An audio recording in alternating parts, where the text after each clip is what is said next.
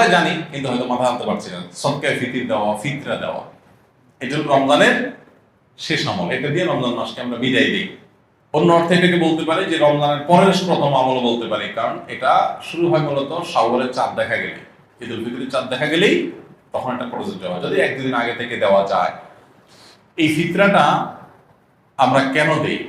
ফিতরা দেওয়ার উদ্দেশ্য কি? নবী করিম সাল্লাল্লাহু আলাইহি সাল্লাম দুটি উদ্দেশ্যের কথা বলেছেন। এক, তিনি বলেছেন যাকাতুল ফিতরি তুহরাতান লিস-সাইমি মিনাল লাগবি ওয়ার রাফাস ওয়া তু'মাতান লিল মাসাকিন। প্রথম কারণ হলো, তিনি বলেছেন যে এটা হলো রোজাদার ব্যক্তি সারা মাস জুড়ে যে সিয়াম সাধনা করেছে, ইবাদত বন্দেগী করেছে, যে মেহনত মুজাহাদা করেছে, এই সারা মাস জুড়ে ইবাদত বন্দেগী করার ফলে তার মধ্যে অনেক অর্জন যেমন হয়েছে, আবার অনেক ত্রুটিও ছিল। রোজাটা রাখতে গিয়ে সে কখনো অনর্থক কথা বলে ফেলেছে, রোজা রেখে অনর্থক বেহুদা কথা বললে রোজা প্রাণ আপনার ক্ষতিগ্রস্ত হয়, রোজা নষ্ট হয়, রোজার রূহ থাকে না, রোজার মান কমে যায়, কোয়ালিটিতে ঘাটতি হয়। তো এই যে রোজা রেখে আমরা কিছু উল্টাপাল্টা কথা, উল্টাপাল্টা কাজ করেছি যেগুলো রোজার সাথে যায় না, তো সেগুলোর কারণে রোজাটা তো ত্রুটিপূর্ণ হয়ে গেল। এই ফিতরা দেওয়ার কারণে সেটা রিফাইন্ড হয়ে যায়, সেটা ফ্রেশ হয়ে যায়, সেটা আল্লাহ তাআলা পরিচ্ছন্ন করে গ্রহণ করে। এই জন্য রোজার পুরা মাস, রমজানের পুরা মাস এবং সিয়ামের ভুল ত্রুটিগুলোকে ফ্রেশ করে সেটাকে আল্লাহর কাছে কবুলযোগ্য করে দেয় হলো ফিতরা। খুব বড় একটা বিষয়। আর দ্বিতীয় উদ্দেশ্য হলো ওয়াতু'মাতাল লিল মাসাকিন, গরিব দুঃখীদের মধ্যে খাদ্য দান কর্মসূচি অংশ হিসেবে ফিতরা আল্লাহ তাআলা দিয়েছেন। অর্থাৎ ইসলাম চায় যে ঈদের দিনটাতে অন্তত প্রত্যেক অভাবী মানুষের বাসায় খাবার থাকুক, কেউ যেন খাবারের কষ্টে না থাকে। এই জন্য ফিতরা আমাদেরকে পৌঁছাতে হয়। কখন পৌঁছাতে হয়? সেটা ঈদের চাঁদ দেখা যাওয়ার আগে থেকে। ফিতরা নিয়ে প্রতি বছরই অনেক আলাপ হয়, আমরা সেই দীর্ঘ আলাপে যাওয়ার সুযোগ সময় নাই। শুধু এইটুকু বলি, আমরা প্রায় সবাই আমরা ফিতরার সর্বনিম্ন পরিমাণটা দেওয়ার চেষ্টা করি। নবী করিম সাল্লাল্লাহু আলাইহি ওয়াসাল্লাম ফিতরার যে অপশনগুলো রেখেছেন সেগুলো কিন্তু বিভিন্ন রকম, ভ্যারাইটি আছে। সেখানে একটা অপশন আছে সর্বনিম্ন, সেটাই আমরা নেই। এবং প্রতি বছর আমরা খোঁজ করি যে ফিতরা এই বছর কয় টাকা ধার্য হয়েছে, 115 টাকা, তো দিয়ে দিলাম, বেঁচে গেলাম।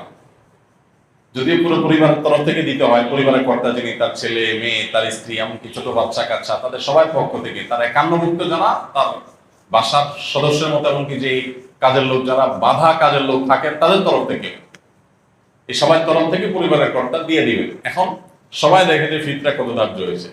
ভাই, ফিতরা সর্বনিম্ন যদি 150 বা তার সমমূল্যের খাদ্য হয়, তো ফিতরার সর্বোচ্চটা কিন্তু 1000, 2000 বা আরো বেশি হতে পারে। আপনি কিশমিশ যদি দিয়ে দেন তাহলে একরকম হবে, আপনি গম দিয়ে দিলে আরেক রকম হবে, খেজুর দিয়ে দিলে ভিন্ন রকম হবে। তো অনেকগুলো অপশন আছে। তো আমরা সর্বনিম্ন গমের আইটেমটা বেছে নিই, যেটা সবচেয়ে সস্তা, এটা দিয়ে আমরা দেওয়ার চেষ্টা করি। কারণ আপনি কিশমিশ যদি চিন্তা করেন তাহলে কিশমিশের কেজি কত আর গমের কেজি কত, অনেক বেশ কম হয়ে যাবে। এই জন্য আল্লাহ তাআলা যাকে যতটুকু সামর্থ্য দিয়েছেন তিনি সেইভাবে ফিতরা দিবেন। এবং ফিতরা হিসেবে যদি আপনি খাদ্য দেন অথবা নগদ টাকা দেন, আমার পরামর্শ হবে ওয়াজিব ফিতরা তো ওইটাতে আদায় হয়ে যাচ্ছে, এতে কোনো সন্দেহ নাই। নফল হিসেবে যেহেতু ফিতরার উদ্দেশ্য গরিবের বাসায় খাবার পৌঁছানো, সেই যুগে নবী সাল্লাল্লাহু আলাইহি ওয়াসাল্লামের সময় গরিব শুধুমাত্র এই প্রিন্সিপাল ফুড এগুলোর উপর নির্ভর করত। চাল, ডাল, আপনার ডাল তো না, আপনার গোশত অথবা আপনার আটা, ময়দা কিংবা গম, এগুলোর উপরে নির্ভর করতো মানুষ। কিন্তু এখন মানুষের জীবনের যে আপনার জীবন ধারণের যে পদ্ধতি, প্রক্রিয়া, মানুষের যে লাইফস্টাইল, সেটাতে যথেষ্ট পরিবর্তন হয়েছে। তো ঈদের দিনে গরিবের হাসি, গরিবের আপনার আনন্দ, এটাকে পরিপূর্ণতা দেওয়ার জন্য আমার পরামর্শ থাকবে যে ফিতরা হিসেবে যা দিচ্ছেন আপনি এক্সট্রা হিসাবে, এটা ফিতরার অংশ না, বোনাস হিসেবে নফল হিসাবে আপনি তাকে পারলে 2 কেজি মুরগি কিনে দেন। গরুর গোশত অনেক দাম, 1 কেজি গরুর গোশত, 2 কেজি গরুর গোশত কিনে দেন, একটু পোলাও চাল কিনে দেন, একটু সেমাই চিনি কিনে দেন। আমি প্রতি বছর এই কাজটা করি আলহামদুলিল্লাহ। ফিতরা যা করা এর বাইরে একটা গরিব পরিবারের ঈদের আনন্দ হওয়ার জন্য, বাসায় ভালো খাবার দাবার প্রস্তুত করার জন্য যা যা দরকার তার একটা প্যাকেট তাদের বাসায় পৌঁছে দেন, তাহলে তাদের আনন্দটা 16 কলা পরিপূর্ণ হবে ইনশাআল্লাহ। এটা আমরা করতে পারি। বিশেষ করে দ্রব্যমূল্যের ঊর্ধ্বগতির এই সময়ে অনেক মানুষ যারা আমাদের কাছে মুখ ফুটে বলতে পারছে না, অনেক কষ্টে আছে। আমরা কল্পনা করতে পারছি না যে এই মানুষটা খাবারের কষ্টে আছে। এরকম অনেক ফ্যামিলি আপনার আশেপাশে আছে, আপনি খোঁজ খবর নিলেই দেখবেন। রমজানের শেষের দিকে এসে দানের পরিমাণটাও বাড়ানো দরকার। তারই অংশ হিসাবে আমরা ফিতরাটার পাশাপাশি আরো বিভিন্ন খাদ্য আইটেম গুলো গরিবের বাসা, বিশেষ করে ছোট বাচ্চা কাচ্চা থাকলে তার জন্য ঈদের একটু কাপড় চোপড় পাঠায় দেয়। তাদের আনন্দটা যে কত বেশি হবে সেটা হয়তো আপনি লাখ টাকা দান করলে কোনো সময় সেটা অর্জন হবে না। সবসময় নগদ টাকা দান করলে সব বেশি হয় তা কিন্তু না। আমি সৌদি আরবে দেখেছি কিছু মানুষকে, সেখানে অদ্ভুত অদ্ভুত মানে নেকামলের প্রতিযোগিতাকারী মানুষদেরকে দেখতাম, যেটা মানে কল্পনাও করা যায় যে মানুষ কত ভালো কাজের জন্য খোঁজে।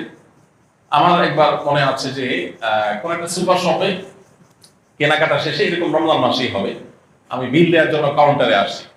তো এক সৌদি নাগরিক আমার লেবাস পোশাক দেখে বুঝছে যে বাংলাদেশি। তো বাংলাদেশি মানে মনে করে তারা গরিব মানুষ, আর আসলে আমি গরিব। তো আমার পিঠে এরকম আস্তে করে আলতো করে হাতটা রাখছে খুব সুন্দর করে, মানে যেটাতে আমি মানে রাখার তো একটা ধরন আছে, আস্তে করে পিঠের উপরে হাতটা রাখছে, মানে খুব কোমলতার সাথে, স্নেহের সাথে। স্নেহের পরের সাথে হাতটা রাখলাম, আমি ফিরে তাকালাম, দেখি যে একজন সৌদি নাগরিক, আমি চিনি তারে। তো সে বলতেছে যে যদি তুমি মনে কিছু না করো, তোমার বিলটা আমি দিতে চাই। আমি দুনিয়ার বাজার করছি, হয়তো ঈদের জন্য বাজার হয়েছে, তো কয়েকশো রিয়াল হয়েছে। উনি বলেন যে যদি কিছু মনে না করেন আমি দিতে চাই, হাদিয়া, গিফট, জাস্ট গিফট। কি বলা যায়, গিফট দিবে, নিষেধ করার কিছু নেই, বলো ঠিক আছে। তখন উনি দিলেন। আমার কাছে আইডিয়াটা খুব ভালো মনে হলো। আপনি বাজারে চলে যান, বাজারে যে দেখবেন বহু মানুষ মাছ বাজারে কাচুমুচু করছে, ছটফট করতেছে, একবার এই মাসালা কাছে আবার ওই মাসালা যায়, তার মানে বাজেটের সাথে তার চাহিদা বা প্রয়োজনের মিলাতে পারছে না বেচারা।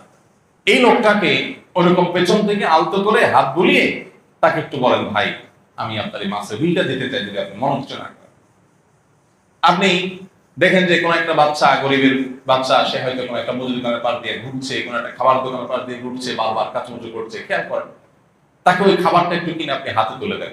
অনেক সময় লক্ষ লক্ষ টাকা নগদ দেওয়ার চাইতে ওই সামান্য কিছু টাকার ওজন অনেক বেশি হয়। তো এই বছর বিশেষ করে ঈদকে সামনে রেখে আমাদের এই আমলটা হতে পারে, কারণ ঈদের এই সময়টাতে অনেক মানুষ কষ্টে আছে, অনেক মধ্যবিত্ত আছে যাদের লেবাস পোশাক চলাফেরা দেখে বোঝার কোনো উপায় নেই যে তারা খাবারের কষ্টে আছে রীতিমতো বাচ্চা কাচ্চা। আমি রমজানের শুরুর দিকে আহ্বান করেছিলাম যে একটা মাছ কিনে দেন, একটু শাড়ি করতে পারে বাচ্চাদেরকে সাথে নিয়ে, একটু মুরগি কিনে দেন, একটু গরুর গোশত কিনে দেন। এমন আছে যে গত রমজানে গরুর গোশত খেয়ে, কোরবানিতে গরুর গোশত খেয়েছে, এই পর্যন্ত আর গরুর গোশত কিনে খেতে পারেনি। তাকে আপনি 2 কেজি গরুর গোশত দিলে তার বাসায় আনন্দটা কোন পর্যায়ে চলে যাবে। দেখুন, ডক্টর আব্দুল্লাহ জামিল রহমাতুল্লাহ একটা কথা বলতেন যে আপনি 2 কেজি গরুর গোশত কিনছেন নিজে খাওয়ার জন্য, অনেকদিন পরে কিনছেন, বাচ্চা কাচ্চা নিয়ে খাবেন, খুব আনন্দ করবেন, সন্দেহ নাই এটা আপনাকে অনেক বেশি আনন্দ দিবে।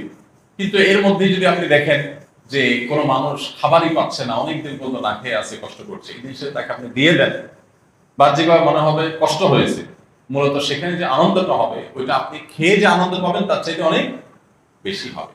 তো রমজানের শেষের দিনগুলোতে ঈদকে কেন্দ্র করে আমাদের এই সাদাকা দান, আমাদের আশেপাশে কারা কষ্টে আছে তাদেরকে খুঁজে বের করে তাদের মুখে হাসি ফোটাবার যে মেহনত, সেটা বেশি হওয়া দরকার। আল্লাহ আমাদেরকে তৌফিক দান করুন। ফিতরা আদায়ের পদ্ধতি কি? সাদাকাতুল ফিতরের তাৎপর্য গুরুত্ব সম্পর্কে জানতে চাই।